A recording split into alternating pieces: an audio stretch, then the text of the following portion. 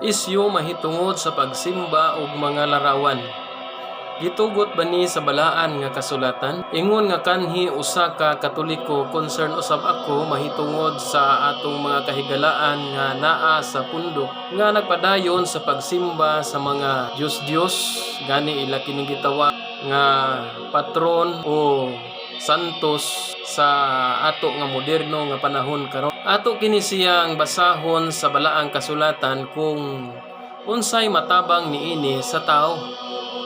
Unahon nato pagbasa ang naa sa Isaias kapitulo 46 bersikulo 7. Pasano nila kini ug dad-on itungtong nila kini sa butanganan niini.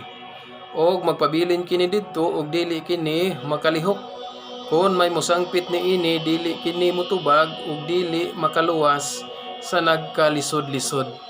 So ang mga ribulto o ang mga Diyos-Diyos, mga patron o ang mga santos nga ginasangpit sa mga katawhan, dili gayod siya makatabang sa tao nga nagkalisod-lisod. Apan maluoy kita kanila tungod kay nagpabilin man sila nga mga inosente. Sama sa inusulat dinhi sa Isaias kapitulo 45 bersikulo 20. Ang Ginoo miingon, pagtigom ug panuol kamong nahisalin sa kanasuran. Wala masayod sa ilang gibuhat ang nagdaladala sa ilang Dios-Dios nga kahoy ug nagpadayon sa pagampo sa usa ka Dios nga dili makaluwas. Giingon dinhi nga wala sila masayod sa ilang gibuhat. So pabilin sila nga mga inosente. Kay wala man pud sila tudloe sa ilang mga pangulo sa ilang mga kasimbahanan.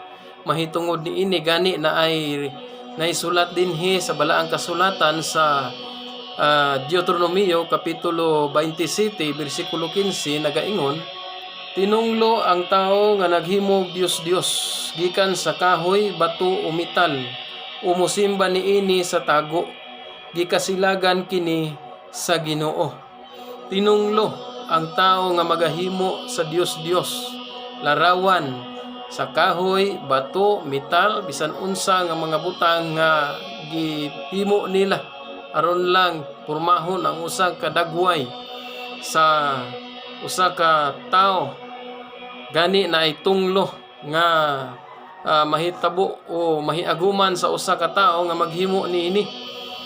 Unsa man kining mga tungluha sama sa atong mabasa dinhi sa Roma kapitulo 1 bersikulo 24 hangtod sa 25. Tungod niini gipasagda na lamang sila sa Dios diha sa malaw-ay nga tinguha sa ilang kasing-kasing o gibuhat nila ngadto sa usag-usa ang salawayon nga mga butang.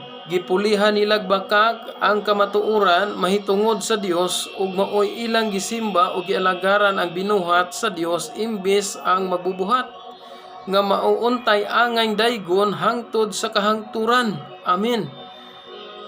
So, ang mga tao nagahimo niini, nagipulihan nilag bakak ang kamatuoran, gani giingon dinhi nga mao na hinuoy gisimba nila ang binuhat inay nga ang magbubuhat.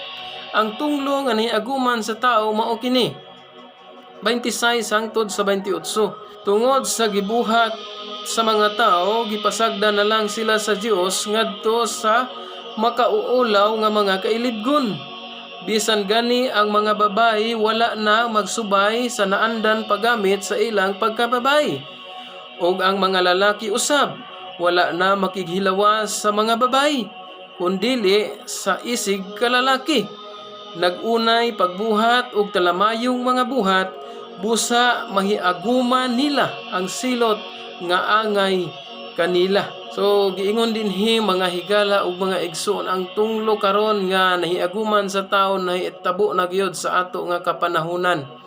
Mga babay nagunay ngadto sa ilang isig ka babay.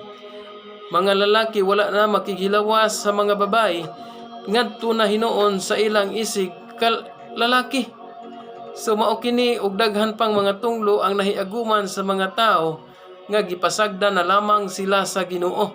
Busa kamo nga naa pa diha pag ginahinay na kamo pag pamalandong kay ginag-ingon ang Ginoo kung iya kang katawhan. Basahon nato ang Pinadayag Kapitulo 18 versikulo 4. Unya nadungog ko gikan sa langit ang tingog nga nag-ingon, katawhan ko likay kamo kaniya, bulag kamo kaniya, ayaw kamo pagpakasalauban kaniya, aron dili kamo makaambit sa silot nga ipahamtang ko kaniya. Mga higala ug mga igsuon nga nagabuhat nining talamayon nga mga butang, pamalandunga kining mga pulong. Pag hinulsol, biyay ang sala, ug dangop ngadto sa Ginoo, aron maluwas ikaw, inigabot niya panahon sa hukom.